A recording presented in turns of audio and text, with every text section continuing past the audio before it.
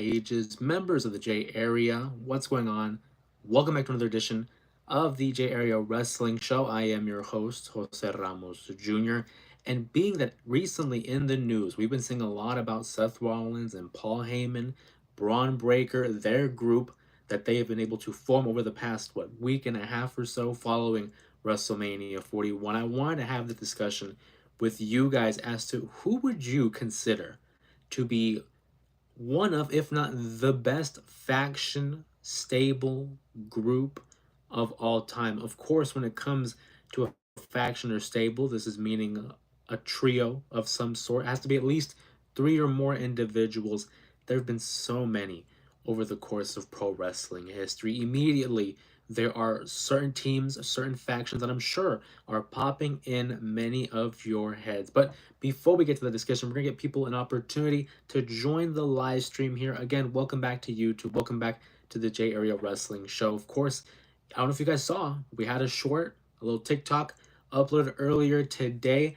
Had to show off the new threads, have to show off the gear, the J Area Wrestling t-shirt, as well as the trucker hat that I'm donning here for this live stream. If you want to get your hands on your own t-shirt, hat, mug, any type of gear like that, you can find the link in the description. You can find the link in the About Me section of the YouTube channel, or you can also find it at jareawrestling.shopspread.com. Awesome. It's an awesome fit, really comfy. And I mean, come on, it looks clean. I mean, you might be looking at it in reverse, but J Area Wrestling, if you want to join the wave, join the new movement, join the J Area, make sure you get your own pair of t-shirts and hats and whatnot. Kent Freeman in the chat here. What's going on, Kent? Kent says, how's it going? It's going great. Can't complain. I'm doing real well. Been working all week, continuing to work all week. But as I always said, getting to these live streams is the highlight of my week, being able to talk to you guys about the one thing that has brought me so much joy in my life, and that's pro wrestling. Hopefully, Kent, you're doing well. Hopefully, everybody else in the chat is doing pretty well as we lead into the weekend. What are your guys' plans? Anything exciting? Anything you going out? You know, what's on the menu? Where are you guys going? What are you having to eat on the weekend? I'm looking forward to it. We got a birthday to celebrate this weekend. Big shout out here because you guys won't. I mean, maybe we'll see. We'll see how Sunday goes. But big shout out to Mama Ramos having her birthday this upcoming weekend. If you're here in the chat, drop a happy birthday for Mama Ramos. We're gonna be celebrating her this upcoming weekend. But hopefully, hopefully, we see her maybe in this chat tonight. But the discussion being that hey, faction warfare. I know for me growing up, I was very big into the cliques, very big into the factions and the stables and the groups. There was just something about having a group of individuals come together for a common goal, a common enemy, and seeing it play out on TV. Immediately, one of the first groups that I think of are like the NWO, D Generation X, Evolution, The Shield. Those are just some of the main ones that come out to my mind. But I would love to hear from you guys. I'll share some of my favorites, and I'd love to get from a little discussion here from the chat in terms of what they think is the best faction of all time. Other than that, I'm still recovering. Ken, I'm sorry to hear that, buddy. You know, first I want to pass my condolences and send my love out to you and yours as well. I appreciate you taking the time out of your day here to be with us and join us here in the live stream. So I very much appreciate it for that. Can everyone send their love to Kent? Mom Ramos says, happy birthday to me. Tough question. It is a tough question because there's just so many. There are so many groups, and it really comes down to preference. You know, what are the type of factions that we're into? Are we thinking about, you know, the rebellious, the anti-authority type of a faction? Are we talking about a heel faction, a babyface faction? There are some factions that kind of blend between the men and female members of the roster.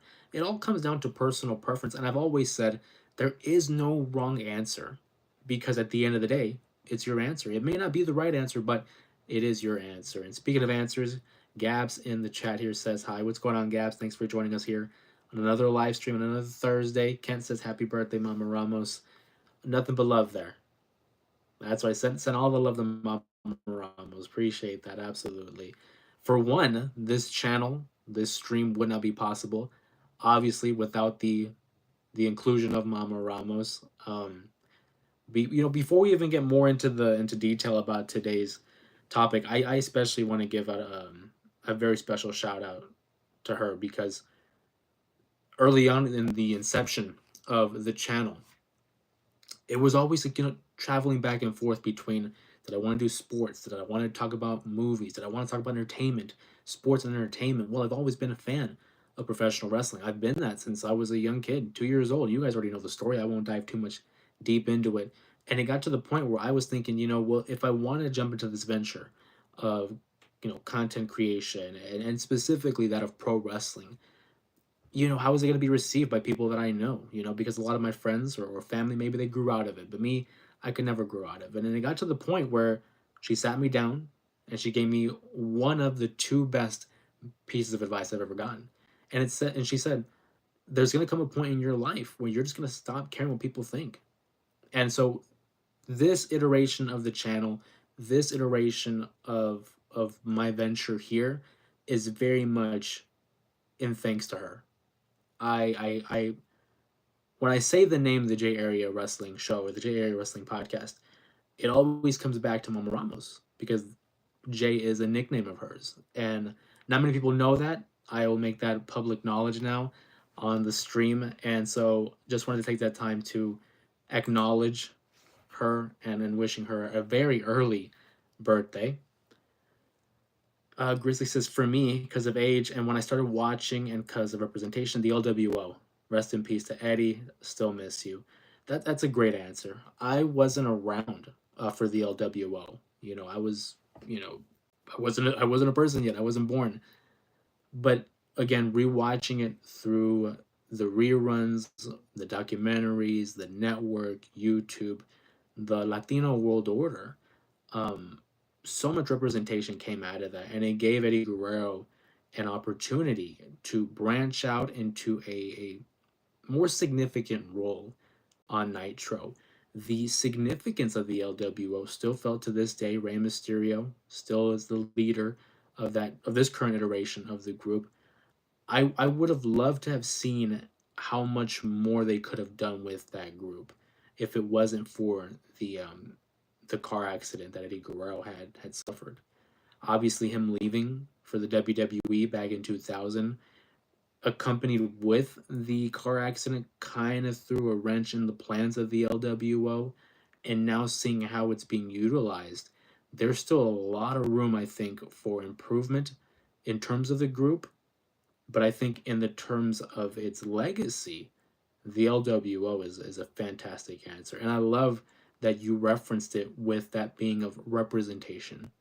I'm very much into the representation. I have my own LWO t-shirt. You might have been able to catch it on previous videos or live streams.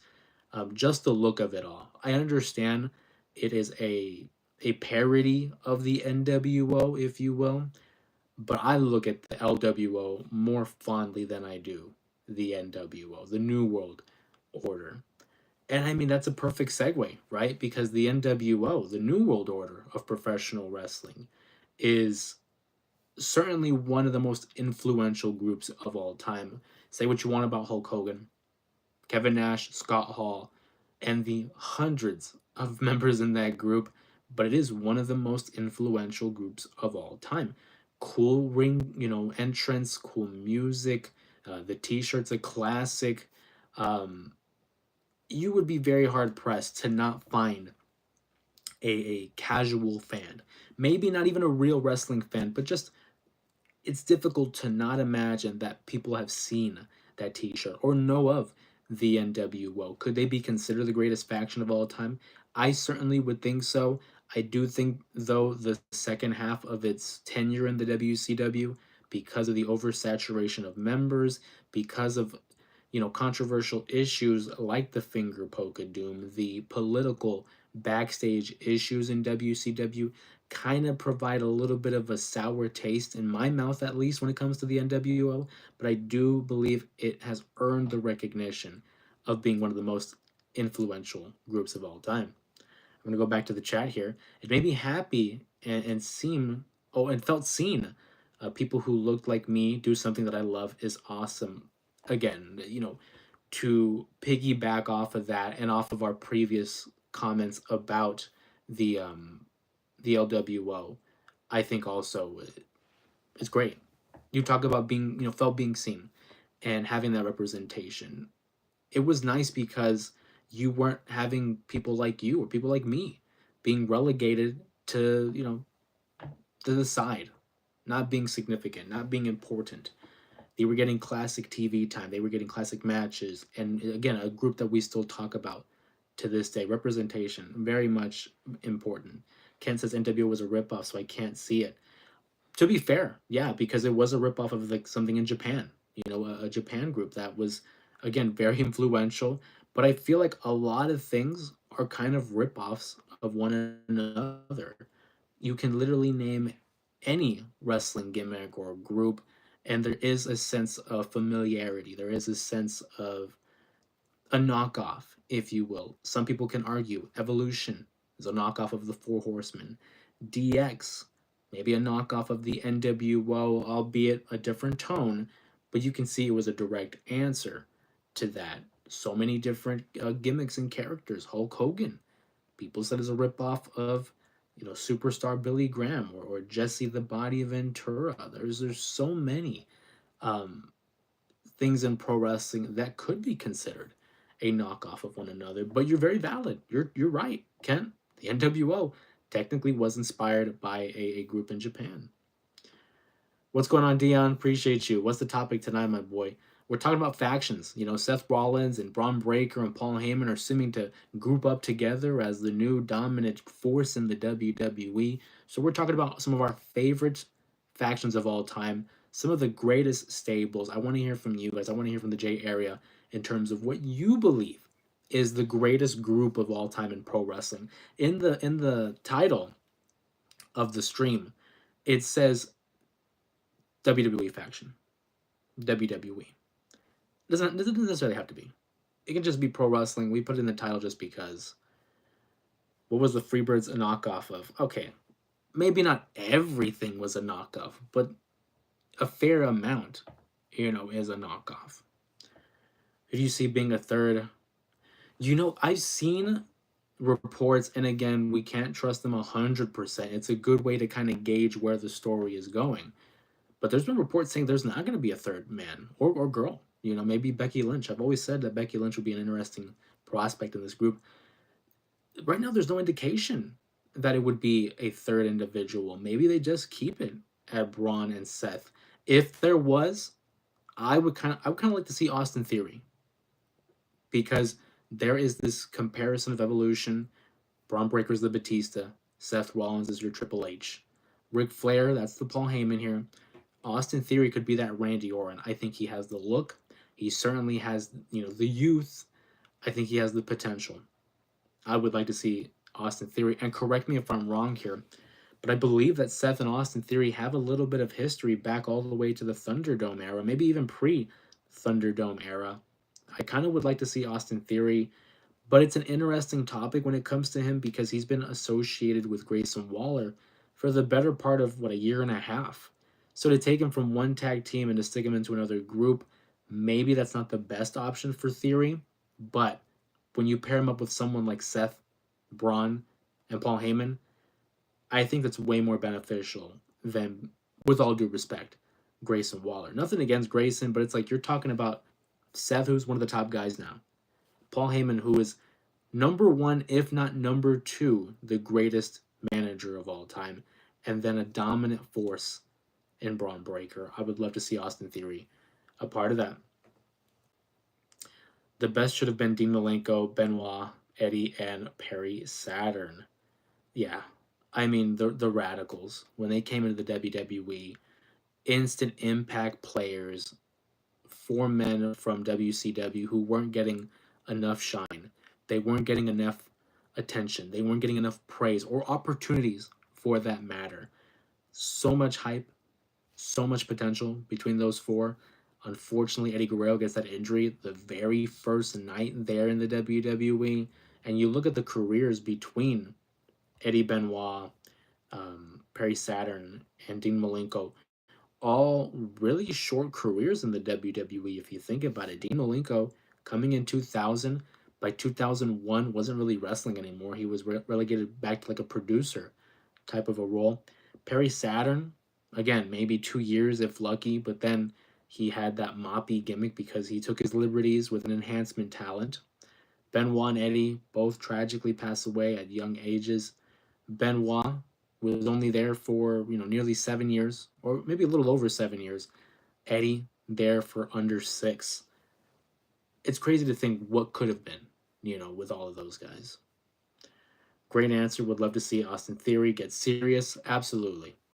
He's great as a comic relief type, but I want to see him go for it. I think in the role that Austin Theory has played this last year and a half, he's played well. You know, what he's been given, I feel like he's succeeded with. But I'm with you. I kind of want to see this next layer to Austin Theory. I want to see a more vicious type of Austin Theory. And maybe that's just me clamoring for a little bit more attitude. Because I do look at a guy like Austin Theory and I see all these little intangibles. I can see bits of Cena. I can see bits of Randy. And I want the best for him. I think too he'd be a great baby face. He's a good heel. And I've said he needs a fresh coat of paint, whether it's a new group like Seth, Braun, and Paul, or a babyface turn. I think something needs to be done with Austin Theory. That run in 2022 with the Money in the Bank briefcase, that was a fiasco. Him and his Vince storyline, I wasn't a fan of it. But now, give him a fresh coat of paint. Let's see what we can do with Austin Theory. Dion says, I heard it wouldn't be a third man, but I think you could throw in the Hart Foundation and, of course, the Four Horsemen. I mean, these are great. The Four Horsemen, I think, one of the founding groups, really, especially for heels.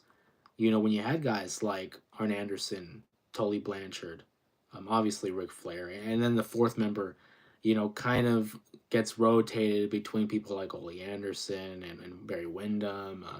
There's the new Four Horsemen when it had like Benoit and Lex Luger, Brian Pillman at some point.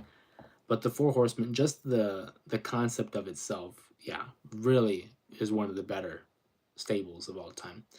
The Hart Foundation, I love that version of the Hart Foundation when it was Bret, Owen, Jim the Anvil, Brian Pillman, solid all around. You had a little bit of everybody in the group. You had the main guy, Bret Hart. Owen Hart was like your mid Carter who was seen as. Oh, I forgot the British Bulldog. Even I forgot to throw in the British Bulldog. But yeah, I mean that's a great answer. The best to me was probably Evolution, especially when you see Randy and Batista become really. Oh yeah, I think that's one of the better modern, factions because to see this idea of Triple H as the main guy, Ric Flair providing the wisdom, and then these two up and coming stars in Batista and Randy Orton, and what they were able to do with those stars, and the legacy that all four men have. If you look at it on paper, Evolution is one of the greatest groups of all time. World championships, literally I mean, maybe not Batista, but every single champ there was in double digits, again, with the exception of Batista. But even then, this man's ruling Hollywood right now. I think he's the best pro wrestler turned actor, in my opinion. Evolution's a great answer. Could it be Joe Hendry? Because I thought he was more important than Solo at Mania. Joe Hendry, I don't think he would be in the Paul Heyman group. I don't know what they're saying the future. I don't know if that's a legit name for it or not, but Seth Rollins' group. He's a TNA World Champion. Joe Hendry is not going to be there. And I just think because he's a babyface, you don't want to mess with that. Faction is 3 or more, right? Yes, sir. 3 or more. The Canadians, Lance Storm, Test, and I forgot the other guy. LOL, I'm trolling though. Oh, that's hilarious. The Un-Americans. I believe it was the Un-Americans when it was Chris Jericho, Test, Christian, and Lance Storm. A short-lived group, but nonetheless, talent all around. And they won Tag Team Gold. Every time I think of the Four Horsemen, I always hear Dusty in my head and have a good laugh. Ah, man. Dusty Rhodes, one of their best adversaries, man. I hope you're doing well, Mohammed. Thank you for joining us. Happy May to you. It is May 1st. Had a good amount of TikToks yesterday of NSYNC with the whole "It's gonna be May" trend. Love it, love it. Hopefully you guys are having a great start to your May as well. Team Angle had a great run. Yeah, the world's greatest tag team, Benjamin and Haas and Kurt Angle. We talk about talent. That's another one. If your weakest link is Charlie Haas and Shelton Benjamin, dude, love it. You said legacy, talking about evolution. Oh yeah, that was unintentional. Legacy was a kind of a branching off of evolution when you have the Randy Orton having his own group. Randy Orton, Cody Rhodes, and Ted DiBiase were their own thing as well. Gav says this might be a dumb question because you know everything, but has there ever been a girl group? There's no such thing as dumb questions, Gavs. I'm gonna tell you that right now. But yes, there are a lot of female groups. It's just they don't really get as much attention as their male counterparts. Not fair, but again, within the last, what would you say, decade, the women have really had that opportunity to be elevated. But over the course of the, I say, last quarter century, we've seen some groups. Some you could name right now: Damage Control, which is one of my favorite groups for the women. Asuka, Io, Bailey, Kyrie Sane, Dakota Kai. Big fan of their work as well. You could look at someone like Team Bad, which was Tamina, Naomi, and Sasha. They were one of my favorites at that time because there was this like little faction warfare between Team Bellas, which was the Bella Twins and Alicia Fox, versus Team PCB, which was of Paige, Charlotte, and Becky. And then you go to Team Bad, which was supposed to be Sasha Banks, Naomi, and Tamina. But I think Damage Control is probably one of the better all-female groups of all time, just because of their accomplishments: World Championships, Royal Rumble win, Money in the Bank, tag team titles. There's probably more, but they're the ones that immediately come to my mind because they've been the more successful one. Muhammad says Evolution did bring up in the Hall of Fame speech with Triple H wanting Batista to be there. Yeah, absolutely. Austin Theory would make sense for Seth Rollins' faction. They keep teasing. Yeah, they keep teasing the breakup, and I just say pull the trigger already. I'm over it. I like Waller. I like Theory, but I want to see what's next. What's next? They're not moving. They're not doing anything. They're not even competing anymore. Break them up. Break them up. Dion, of the women, you might have to put Damage Control. Saying Kodakai might be the best. Yeah, right on, Dion. I couldn't agree more. Could we count the Dudleys with Spike as a faction? I would give it to you. Yeah, I'd give it to you. Spike Dudley, Bubba Ray, Devon, Four Horsewomen. But I don't think the Four Horsemen are necessarily an official faction. That's more of okay, like here's an example. The Click.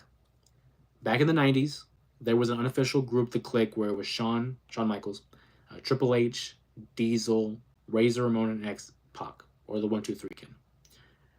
They were not really an official group on TV, but we all knew, they were connected, they were buddies.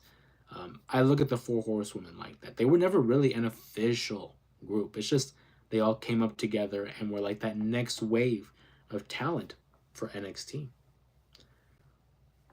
Gab says only thought of Bailey. Yeah. Dion says we are in sync. Dion, right on. Gab said it's gonna be May. You know what? Little fun fact. I love NSYNC.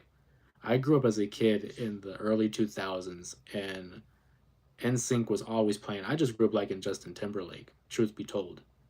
But like Bye Bye Bye, that was always on in our household. What about the Beautiful People for a female group? Kent, that's a good question. That's a good point. The Beautiful People, that's branching out to our friends in TNA. That was Madison Rain and Angelina Love. You could also include Velvet Sky. Lacey Von Erich was also part of the group.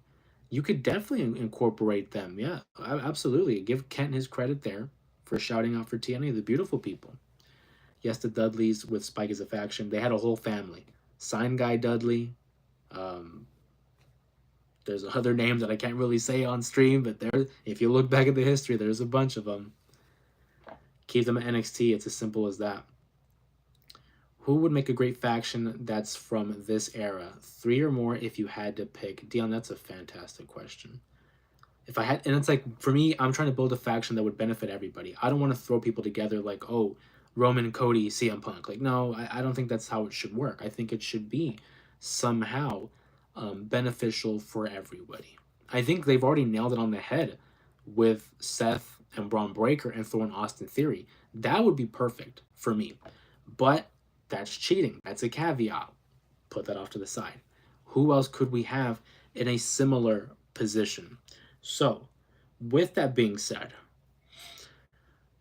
I always like the idea of having the veteran, having the main guy, and then surrounding him or her with other talent that could help with the future. You said three or more. Okay, perfect. Because I kind of like the number four. I like having four because you have your main eventer, you have your mid card, and you have your tag team. That's how I've always tried to pace it, and I think that is a great way of doing it. Let's see. If I had to make my own faction using today's talent, oh man,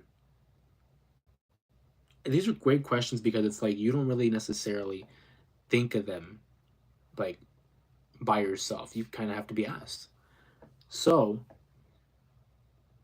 it'd have to be a heel group because I feel like that just is more beneficial for a heel group.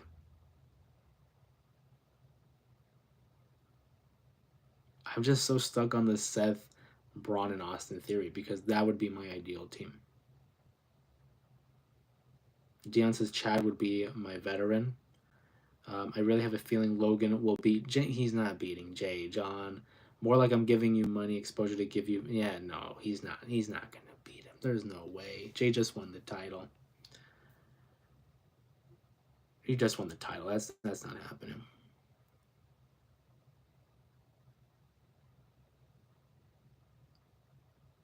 Cena, Randy, and New Day for a heel faction. That's just too strong. Plus, Randy's, I don't know I don't know if I like Randy and Cena teaming up, especially nowadays. I don't know how I feel about that. Punk, Cody, Roman, Breaker. Yeah, well, everyone has their own list. Everyone has their own list.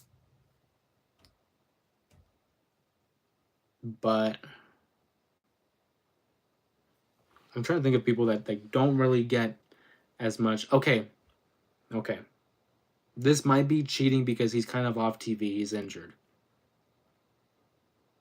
But I would go Drew McIntyre, right? I would go Kevin Owens. Okay. I would have put Seth Rollins in there, but he has his own issues right now. And for the fourth, I'll throw in Becky. I throw in Becky because I want to have female representation. I would do Drew McIntyre, Kevin Owens, and Seth Rollins and Becky Lynch as this super heel group who have this sense of paranoia. They're trying to get over all these young talent. You have your Jey Usos, you have your Sami Zayns, you have your Lyra Valkyrias, you have all these people trying to come in and take away the spotlight. These are your workhorses. These four individuals, for the better part of a decade, have been holding it down. And now that the WWE is reaching new heights, now that it's building up momentum, and now we're seeing all these new fresh faces, and the fans are becoming enamored with these new fresh faces. Maybe not Sami Zayn, but that was just an example. These are the four that are like, no, we've been here for the better part of a decade. You cheered us for a better part of a decade, and now you want to go off with these new shiny toys, and you want to support them because they're the new flavor of the month. And I really like the idea of having this heel group of just trying to hold it down.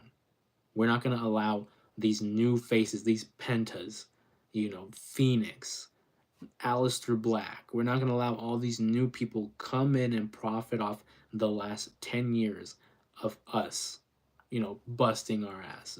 That I think that would be my group. Hard question. I do know I would have Champa on it. Oh, I love Tommaso Ciampa with the beard. The no beard look. Oh man, let it grow back quick. Ciampa's great though. Zelina, heel, heel Jey Uso, and the Street Profits. Okay, I'm not mad at that. I'm not mad at that at all. Is this after the year and a half that KO's supposed to be gone from the neck injury if he doesn't go in the way of Big E? I mean, I'm not saying it's gonna happen. I'm just saying that's who I would have gone with. That's my group. But apparently, yeah, Kevin Owens is probably gonna miss WrestleMania 42. It's a shame.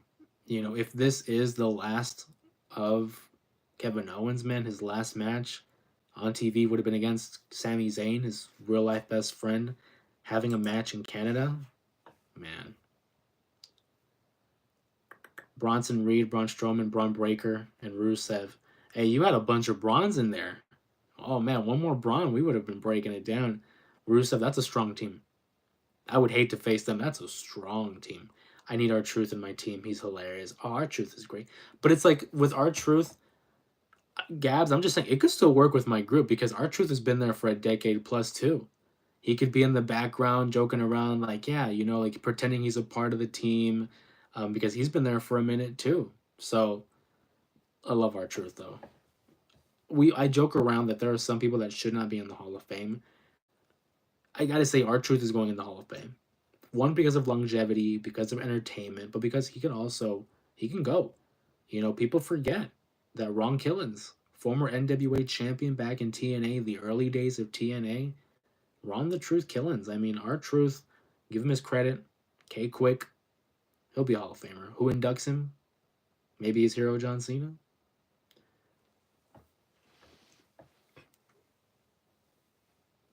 Muhammad shouts out Phoenix. What's up? Bro does not age either. He doesn't. He does. R-Truth looks great, man. I mean, like, I remember seeing him when I was a kid growing up, like in 2008. Still looks the same. Then you go back into the year 2000 when he was K Quick, you know, alongside the Road Dogg Jesse James. And he has not aged. He's aging gracefully, man. Like, if I could age like that, R-Truth, man. Ethan Page, Ricky Saints, Street Profits, Roxanne Perez faction. I like where your head's at, John Cena. You know, it's an very, very close to NXT because obviously the Street Profits are main roster. But I like that. You know, Ethan Page, Ricky Saints, Roxanne. I was thinking, oh, okay. Actually, I don't think she'll come back. Maybe not in ring, but if this were to happen, CM Punk in 2012 was the WWE champion, and he had the Shield be his protectors. You know, he had the Roman Reigns, John Moxley, then known as Dean Ambrose, and Seth Rollins would do his bidding for a little bit there. What if AJ has her own? You know, I would love to see AJ Lee return, maybe have a run with Cora Jade, Roxanne Perez, have that be as a trio, you know, being the mentor and leading these two new women into the next generation of wrestling. You could even do Evolution, but who would be the fourth? You know, you need someone with a little bit of wisdom. Maybe that is AJ Lee, you know. I don't know. Cora Jade and Roxanne with AJ Lee would be pretty cool. Kevin Owens, Heyman, Ricky Saints, and JD McDonough. McDonough doesn't get enough credit. Doesn't get enough credit. I mean, even before the injury that he sustained where he had punctured his lung, Jordan Devlin could go. Jordan Devlin, obviously a former Cruiserweight champion. And I'm just glad that he's back. Looks great. And hopefully has a great run here now that he's back.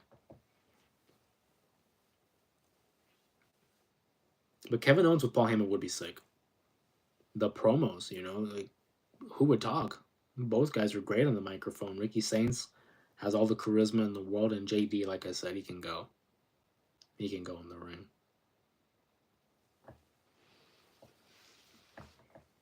But I didn't even get to answer, you know, this question here. The greatest WWE faction of all time. I don't know if it's the greatest, but my favorite group of all time has to be D Generation X. DX, Shawn Michaels and Triple H, China, Rick Rude was there for a bit, or you could even look at the time when it was Triple H, China, the New Age Outlaws, and X Pac. Doesn't matter. I think they're one of the most entertaining groups of all time. And when you have the talent that they have, Triple H, who is right now the COO of the WWE, or not the COO, but he's the Chief Content Officer, the CCO. Shawn Michaels, who's the greatest of all time in my book. The New Age Outlaws, who were one of the best tag teams of their day. X Pac, who's an underrated talent in his own right. And then you have the ninth wonder of the world in China. Everything. You have classic moments, the matches, the promos, the segments. One of the greatest segments of all time has to be when DX attempted to invade WCW back in April of 1998. It's one of the most played back moments of all time. Seeing them on they call it a tank, but it really isn't a tank. But they had him like on this like what would you say, like an ATV type of a deal, and seeing them go down trying to invade WCW. Like I said, it's a great moment. DX for me is my favorite of all time, but you could make the argument. I feel like Evolution has to be up there. The NWO, like I said, has to be up there. The Four Horsemen has to be up there. If we're talking trios, because I do think trios falls into that category, the New Day, the Shield, those groups. I think in totality, the Shield is ridiculous. Because who would have thought that a group with Seth Rollins, Dean Ambrose, and Roman Reigns, man, would have such a stranglehold on the world of wrestling? There was literally a time where Roman, Seth, and Dean, now known as Jon Moxley, were all world champions or in the running of being a world champion. Tag team champions, US, Intercontinental, World Championships, Universal Championships, Royal Rumble winners, Money in the Bank. I mean, they've done everything. Jon Moxley is one of the top guys, if not the top guy in AEW. Roman and Seth, do I even need to say it? In the modern history, they're probably one of the greatest trios ever. Also, when Rollins was beating down Reigns after Heyman betrayed, Seth was hot mic'd and said, "Without me, your wise man, your bloodline, and Mox." Yeah, he did name drop Mox, and I love that. I love that he's not afraid to say Mox. We know it's Ambrose in the WWE, but in the grand scheme, everyone knows he's Jon Moxley. So when he says Mox, it's like that's cool because you're honoring the past, but also recognizing that he has changed. He is a different individual. The Authority, not for me, but again, I appreciate the inclusion. Something about a faction having all the gold, it just messes up the industry in a good way, top of the food chain. Oh man, I mean, when Evolution did it, the Undisputed Era was running NXT there for a minute. The Bloodline had one of the coolest visuals when you had the Undisputed Champion, Roman, the Undisputed Tag Champs, the Usos. Then you had the North American Champion, Solo, Sikoa, one of the all-time greats. Ken says, my top three, the Freebirds, shout out to Michael P.S. Hayes. The Dangerous Alliance, shout out to Paulie Dangerously, aka Paul Heyman. And the Wyatts.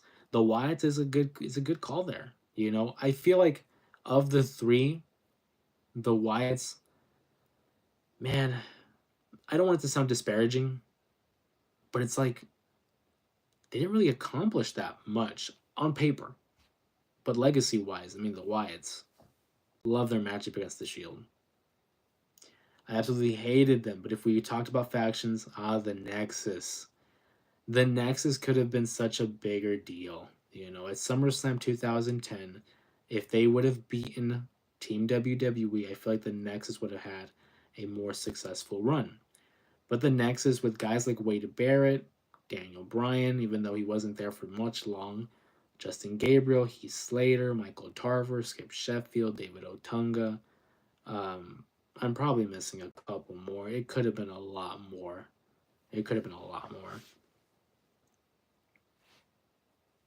Roman seems overrated, and Dean wasn't a good wrestler to me. Oh, wow. Hey, To each their own. I do think that early indication of Roman, valid. But after the bloodline stuff, he solidified himself. Dean, maybe not your type, and that's okay. There's certain people I'm not fans of, but it's like, oh, I get it, you know. Dark State, the Shield, I'm about to ruffle. No, Dion, you don't mean that. You don't mean that. I'm a big Shield guy. Always have believed in the Shield. Nexus should have been goated, especially when CM Punk was running in. Interesting enough, I'm a CM Punk guy. He's my number 2 favorite behind Shawn Michaels. I didn't like the new Nexus. I never was a fan of it. You know, with Mason Ryan and David Otunga and all those guys, I never was a fan of it. The only group I liked of Punks was the Straight Edge Society. I thought that was goated. Him with Serena, Luke Gallows, and Joseph Mercury. That was a group for me. I loved that group. The new Nexus, it wasn't for me. It wasn't for me. I don't know what it was. It just felt out of place. You know? But hey, like I said, to each their own. There are no wrong answers. We talk about the Straight Edge Society real quick. I love that group because I like when pro wrestling tries to tiptoe those uncomfortable conversations. And CM Punk with the Straight Edge Society introduced this like cult like mentality. You know, he was growing out his beard and growing out his hair, looking very much like a specific religious figure. And he would have these sermons, he would have these speeches that would preach to the masses and talk about how, you know, being straight edge makes you better than everybody else and purifying themselves and getting rid of all the substances and the alcohol. And he had the right message if you think about it, but he was just a heel. And there was just these undertones of like a cultic like following of CM Punk and how there were biblical references to Luke Gallows and Serena being like his Mary and Joseph Mercury, obviously all names taken from the Bible. And as a kid, I was into it, man. I was like, he's pushing buttons and forcing these uncomfortable conversations amongst people, and it just I gravitated towards it. I was interested. I liked the idea of he's fighting for the right thing, you know, but he's just going about it in such a slimy way. And it solidified myself as a CM Punk fan. CM Punk with the armband made it cool. Shout out to Wade, but CM Punk, fair, fair. When they had the armbands for the Nexus, I understood what it was for, but on CM Punk, it did look pretty cool. And fun fact enough, leading into the Money in the Bank pay per view, where it was Punk versus Cena, Punk was technically still a leader of the new Nexus.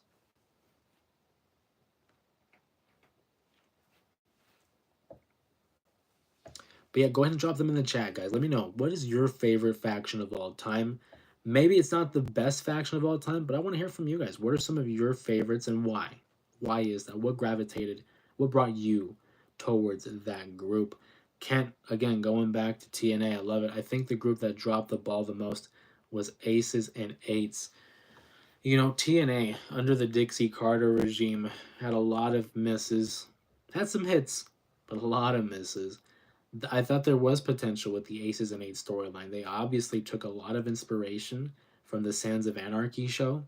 I like the idea of Bully Ray being the group's leader, him teaming back up with Devon and introducing other people like Doc Gallows and Anderson and Nux. Like there was so many guys, a lot of ex WWE guys. There was potential, and I think it was supposed to be their equivalent to the NWO. Like they're kind of a takeover um, group in TNA, but it never really got going. You know, it was a good attempt. I will give them that, but at that point in time, TNA was struggling creatively. This was around the same time that AJ Styles was on his way out, and to lose a guy like AJ Styles that's asinine. I mean, he's phenomenal for a reason. But again, good pull there by Kent with the Aces and Eights.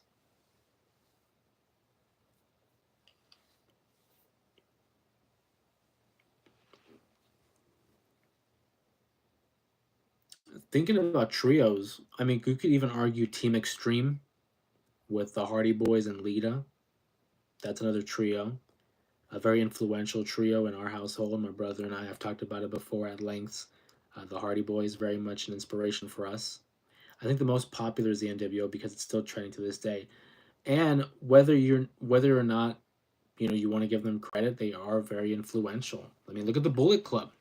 We haven't talked about the Bullet Club, and I feel like the Bullet Club, again, in the last 15 years, is one of the more influential groups as well. Began in Japan, New Japan Pro Wrestling, with their leader being Prince Devitt, aka Finn Balor, and then seeing the list of leaders that followed. After him, we get guys like I was gonna say Ken Anderson, Carl Anderson. You have Kenny Omega, Jay White. You could even argue Cody at one point, AJ Styles. The alumni of the Bullet Club is very similar to the NWO. Just a bunch of people. But I do think in terms of popularity, NWO is a good answer. Are you watching LFG? I'm not. I only get it through the clips on like YouTube or Twitter because I don't have access to A&E, so I can't watch it. I would love to, but can't. Funny that TNA copied the CM Punk story with AJ Styles walking out with the title and Eric Young. Yeah, Eric Young winning the championship. What was it? Maybe like a week or two after Daniel Bryan did with his beard. Yeah, like I said, in pro wrestling, a lot of times people are going to be replicating other stories. But it is pretty funny because sometimes it's really on the nose. Sometimes it's just too obvious. The faction that dropped in a WWF was the Dream Team. And I'm not talking about Dusty Rhodes, Survivor Series team. I'm talking about Beefcake, Hammer, and Percy Pringle. You know what? It's very interesting to see where all these groups could have gone, and then playing that what if, or like in this case, dropping the ball. Because if they would have dropped the ball with this team, or maybe this team wouldn't have worked out, we could go all night and day of the possibilities of what would have happened. Shout out to the Dusty Rhodes Survivor Series team, though. Like, I would buy an NWO shirt and never see one NWO match in my life. That's cool. Yeah. Angle had a faction in TNA. They all had the gold. Oh, that's right. And that's funny you talk about that, Dion. That was the Main Event Mafia, which was kind of an inspiration. I mean, not even an inspiration. It was a direct note from them, the Main Event Mafia, when it was Kurt Angle, Sting, Kevin Nash, Booker T, Scott Steiner. It's just a really cool name. Yeah, and Angle had all the gold. What happened to Eminem and Melina? Shout out to Sylvia there. Appreciate you joining us on another live stream. Eminem and Melina, man, that again another staple of my childhood. Sean says hi. What's going on, Sean? Appreciate you. Jerry Mercury ain't been the same since that ladder shot to the face. Yeah, no, Eminem had a good run in 2005 to about 2007, with a little bit of a break in between. Yeah, Dion's right. Ever since the Armageddon ladder match that had Eminem, the Hardys, Paul London and Brian Kendrick, and William Regal and Dave Taylor, that injury to Joey Mercury's face left him partially blind in one eye and would never fully recover. They did have a little bit of a run afterwards. I remember having their tag team match at the Royal Rumble, where it was the Hardys versus Eminem. But it just, after that injury, it was never going to be the same. And at the same time, Morrison was younger than Mercury. So he had more potential in terms of longevity. In pro wrestling, it is said that every tag team has a Shawn and a Marty Jannetty. Shawn Michaels going on to becoming one of the greatest of all time, and Marty Jannetty, not really amounting to much, unfortunately. John Morrison became that Shawn Michaels, having a pretty good career, you know what I mean? Won the TNA Championship. Johnny Impact had runs in the WWE, AEW, Mexico. Like, he's done it all, essentially. So every tag team, every group has a shelf life because you want to be able to grow. You want to move forward. Joey Mercury, last time I checked, was still a backstage producer slash agent for the matches. Not sure if he's still there, and if he's not, wherever he is, I'm sure he's doing just fine. But a good callback there by Sylvia. John Morrison has all the talent in the world. Yeah, like Johnny TV is hilarious, and he's athletic as hell. I mean, the parkour. No one mentioned the Foreign Fanatics. I don't think anybody was going to mention the Foreign Fanatics other than you, Kent. The Bloodline is better than the Shield. You're not wrong. You're not wrong, honestly. I love the Shield. I love the Shield. But as a group, I mean, the Bloodline. You know, the Usos, the Roman Reigns, Solo Sikoa, Sami Zayn, the Wise Man. And to have a group last that long at the top and just carry the gold, the stories that have been told, that will be told. And it's really like the epicenter of the WWE from 2020 when Roman Reigns returned at SummerSlam and began this tribal chief era to 2025. It is still a focal point of the WWE.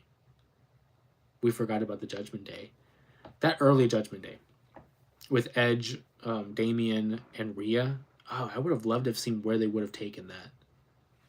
But in their prime, Rhea, Damian, Finn, JD, you know, Dominic. How could I forget Dominic? And then R-Truth, give him his credit. The Judgment Day had its ups and downs, but I do think will be looked backed upon as one of the more entertaining groups of this. I feel like it's going to be the Bloodline and then the Judgment Day for this current era in WWE. Still going strong with Liv Morgan, Raquel Rodriguez, the tag champs. Carlito is now a part of the team. What about the Mega Powers? See, but that's a tag team. I know you can make the argument that, oh, Miss Elizabeth is the manager, and I feel like that's kind of where we kind of got, where we deviated. But I wouldn't consider the Mega Powers. I wouldn't even consider them a great tag team. That's like a one-off. That's like saying, oh, when Batista and John Cena teamed up and won the tag titles, they're a great tag team. It doesn't feel like it. It was a one-off, you know? This one's for laughs. Spirit Squad, shout out to Ziggy, best seller in the WWE history, in my opinion. Shout out to the Spirit Squad. San Fran and I were literally just talking about them. What was it, Sunday? Maybe? One of these days we were talking about him. And Dolph Ziggler, aka Nick Nemeth, current TNA tag champion with his brother. But I can remember that group. And I think the funniest thing about it is that it was initially supposed to be a rib, that Vince thought it was hilarious, that George W. Bush, who was the president at that time, apparently he was a male cheerleader during college. And he thought that was ridiculous. He thought it was preposterous. And said, well, why not make a heel group of male cheerleaders? And it's like, it's amazing where the creativity goes to. But yeah, shout out to the Spirit Squad, former tag champs. And then he asked me, San Fran asked me, how did they end that? How did they write them off? And I was like, oh, I remember how they wrote them off. DX, Shawn, and Triple H, they beat down the Spirit Squad so bad that they locked them in this, I don't know what the proper term is for it, but it's one of those like big electrical boxes where they're moving things backstage. They throw them in there, they lock it with a padlock, and they stick a sticker on it that says sent back to OVW, which for insiders, OVW was Ohio Valley Wrestling, which was their developmental at that time. They had a partnership with OVW that served as their developmental brand. And so they sent the Spirit Squad back to developmental. They only spent, I want to say, a year on the main roster, if I'm not mistaken. I believe they joined in late 2005 and were gone by late 06. Kansas Money Incorporated. Shout out to the 90s. IRS. Ted DiBiase. Talk about legacy. And other guys who were part of a wrestling family.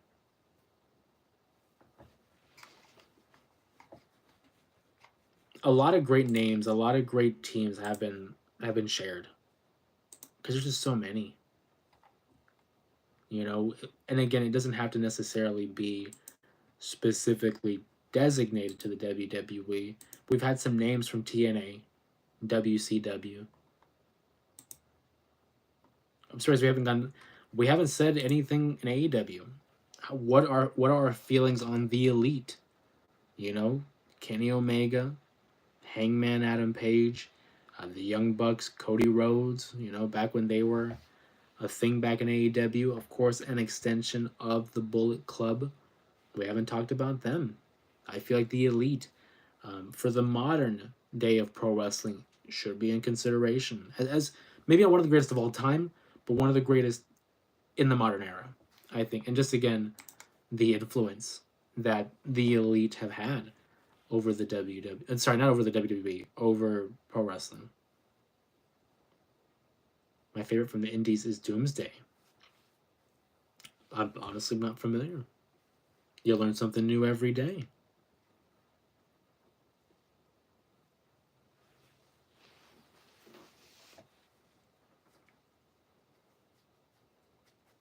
I'd have to be I'd have to be educated on that one.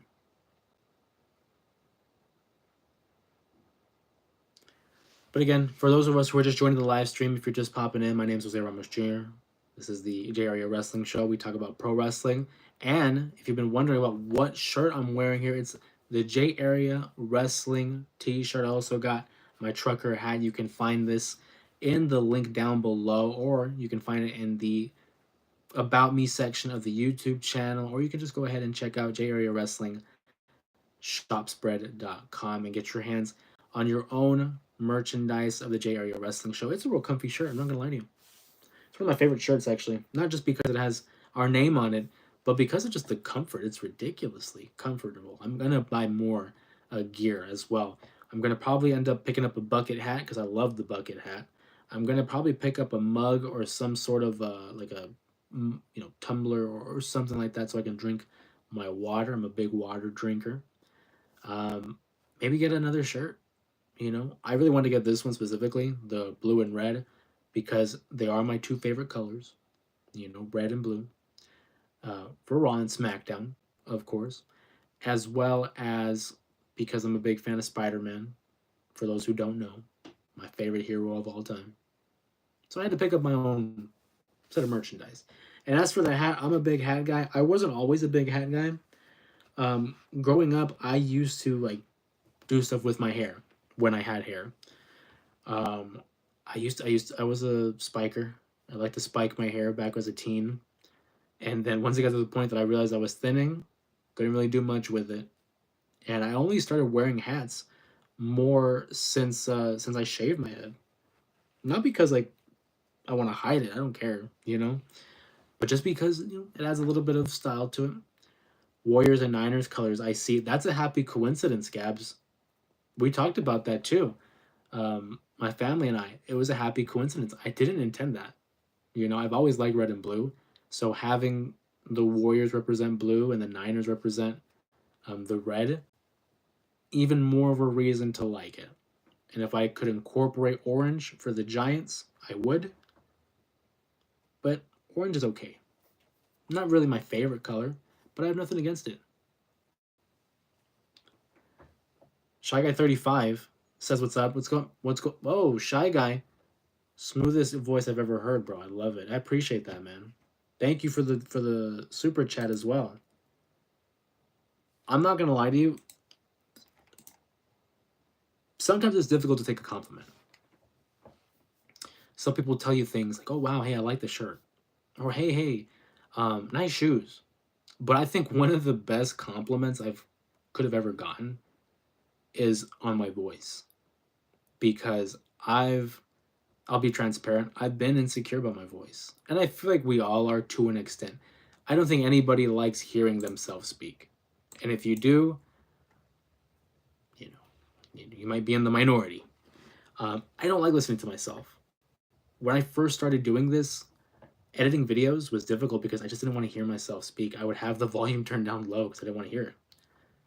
Also, there are some instances where maybe I don't enunciate as best as I would like to, and to have someone say like, "Hey, I like your voice," or like, "You have a nice voice," or like someone once told me at my job, they were like, you'd be really good at like radio because of your voice, and I'm like, I appreciate that.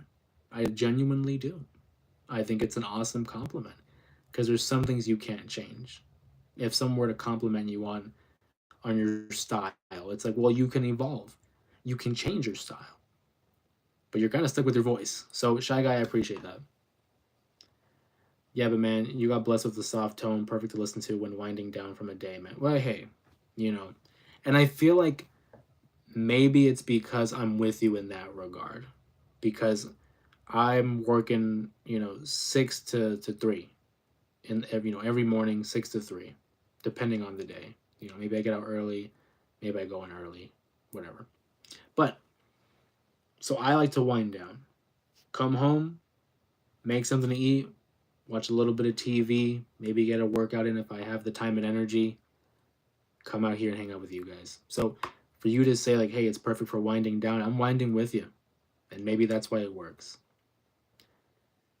But again, I appreciate it, Shy Guy. I think AEW is going to end up being the Hurt Syndicate because they think, or because think they'll add more after MJF for stretching it out because he is the first one added. I love the Hurt Syndicate. They are currently my favorite thing on AEW TV right now. Bobby, MVP, and Shelton have been a revelation. Um, I love the theme song. I love the feel of the group. The crowd is certainly behind it.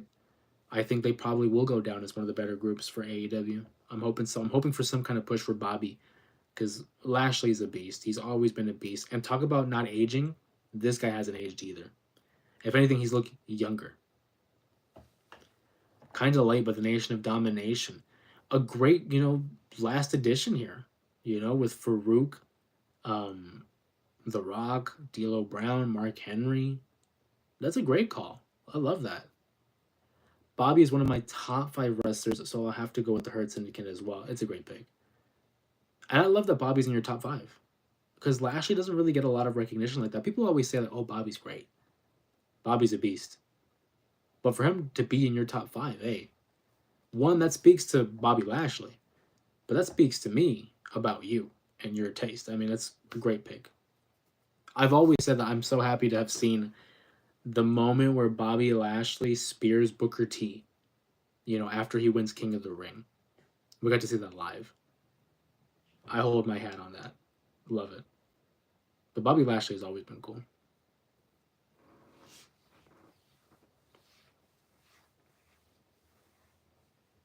Sadly, I agree. Never heard anyone around me really keeping him in high regards for the talent he has. Amazing performance all around. One of the things I absolutely hated, and I hate when they do stuff like this.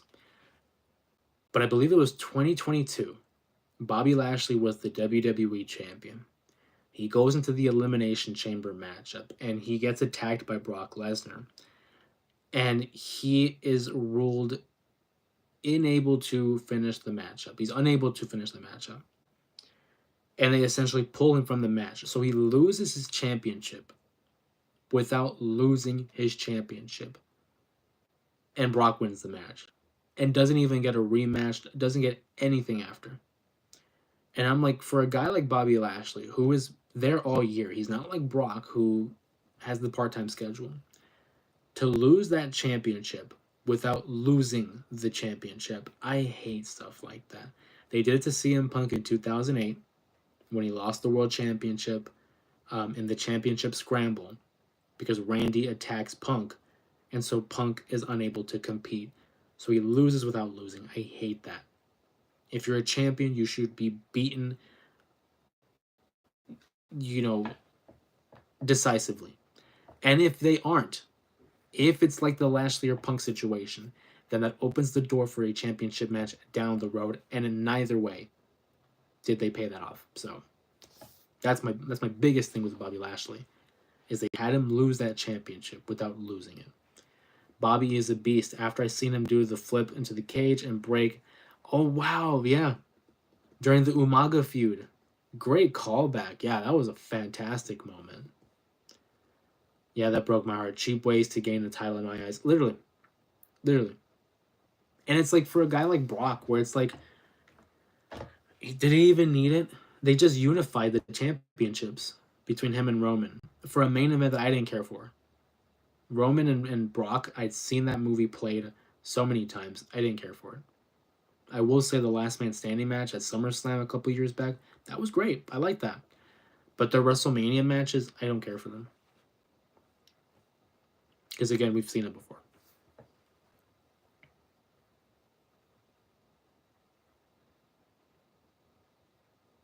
But I want to say great pull for the Bobby Lashley thing. I love that. I love that for Bobby. And I do hope he gets a championship opportunity down the line in AEW. I mean, he's in the tag division right now, but come on, Bobby Lashley's a world champion. Brock is the literal human Hulk. Sour personality, but way to overboard with his wrestling. And don't get me wrong, Brock is great. He's a legend, Hall of Famer. But it's like, I don't know, the Almighty. A few ways I hate to see a guy drop the title squash match into an inside cradle, and when they lose without losing. Losing without losing is terrible. Squash match, yeah. An inside cradle. If, well, okay.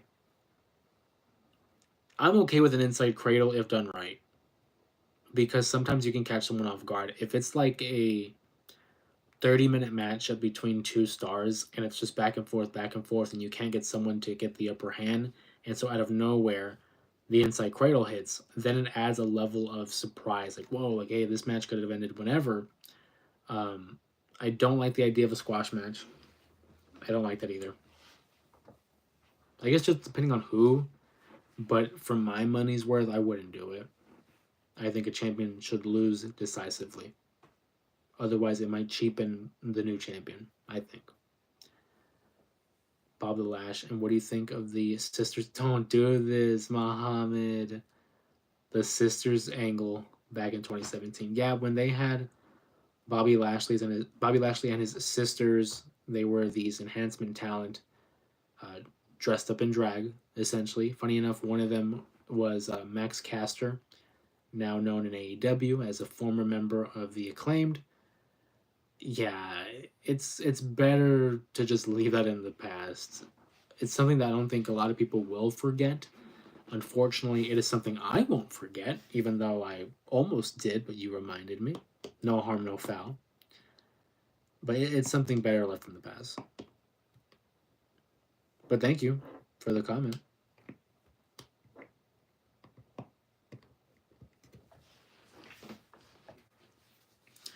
We're going to keep going live here for just a couple more minutes, a couple more comments here in the chat. I'm surprised one of my favorite factions I couldn't think of finally came to my mind because there's so many companies. The Heenan family, yeah, the Heenan family is fantastic. Because you could look at, like, there's the Paul Heyman guys, but the Heenan family, so many legends have come and gone.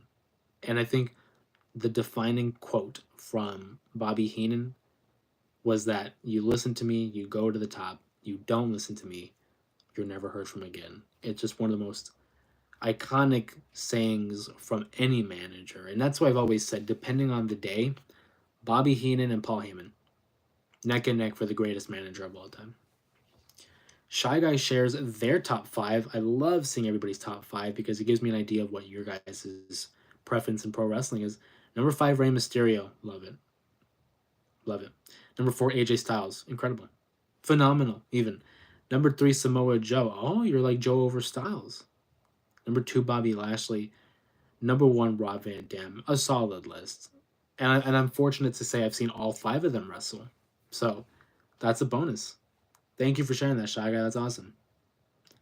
Muhammad says, interesting fact, both Bobby Lashley and Max Caster are now in. Yes, they are. And I would be surprised.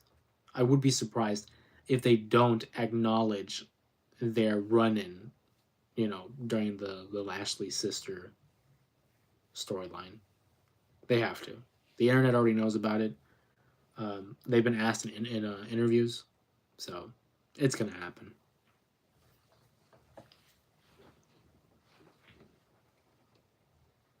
But again, going back to Shy Guy's top five, um, what's your favorite RVD match? Because RVD is number one, so it's like I'm just curious. What's your favorite RVD match? And that'll be one of the closing questions here. Yeah, AEW really picked up some amazing forgotten talent. Yeah, and that's one great thing about AEW too. I don't care what people say about tribalism and wrestling toxicity. They say, oh, AEW is better, WWE is better. I hope this company goes out of business. I don't. I think it's important to have multiple companies: WWE, TNA, AEW, AAA, CMLL, GCW, whatever the case may be. It's great to have parity. It's great to have all these different wrestling companies because it gives people an opportunity to find work and to give us as fans an opportunity to enjoy the product. My favorite RVD match, you may call it cheap. Oh, it's One Night Stand against Cena. Not at all. I think that's a great choice. Him winning the WWE title in front of the ECW faithful against John Cena in one of the hottest environments of all time. That is not cheap at all. That's a great pick. And I got to see that live on pay per view. I always go back to that ECW One Night Stand. We bought it on pay per view, and hearing the crowd, and me being like 8 years old, and I'll never forget my dad looking over at me and listening to the crowd, and just like looking at me like, "This is what you watch," and I'm like, they don't always do this. Like this is a different show. But I have fond memories of that pay per view. Just crazy how everyone, including the crowd, was so hyped. Love it, and I think that's such an important factor. Shy Guy, I'm getting chills. Like swear, thinking about it because a crowd can really take a great match and make it legendary. The crowd can do that much. I think it's a great one. Kansas, my top five managers of all time: Heenan, Heyman, Hart, Cornette, and Slick. Nice. I like it. And again, Slick is another guy that doesn't get talked about a lot. But I do like Heyman, Hart, Cornette, and Heenan. I would have loved to have included Paul Bearer, but the one thing all those guys have on Paul Bearer is the amount of talent, the parity in their talent. Bear is really known for Kane, Undertaker, and Mankind. Now, obviously, as Percy Pringle, he managed other guys, but all the individuals you named, yeah, I would have to put above. ECW was my absolute favorite promotion, and I miss it terribly. Some incredible matches they had in the catalog. It was just so special. Again, I wasn't there for it during its live run, but watching the documentaries, the rise and fall of ECW, the Peacock and the network, and rewatching that stuff, it seems like you had to be there, and the crowd again elevates it to another level. Extreme Championship Wrestling. Even with the Sci-Fi relaunch, it just felt so special. I'll agree with you to an extent. I'll expect, you know, because from 2006 to 2008, I'll give you that. But then after, it just felt like a lesser than show. But that first like 2 years of ECW and Sci-Fi was special. I'll give you that. Moody was a better man than he was a manager. Fair play. Mick Foley. Okay, here we got Mick Foley, Eddie, Randy, Benoit. My top 3 and 4. That's a good list. Oh, Mick Foley and Eddie are at number one. My fault. A great 1-2 punch for your number one. Mick Foley and Eddie Guerrero. Thinking back to factions, the Brood. Brood. I think I love the Brood, but it's because their theme. It's because of their theme. But I love the Brood. I love the bloodbaths. Pretty cool. Benoit, Randy, Eddie, and Mick Foley.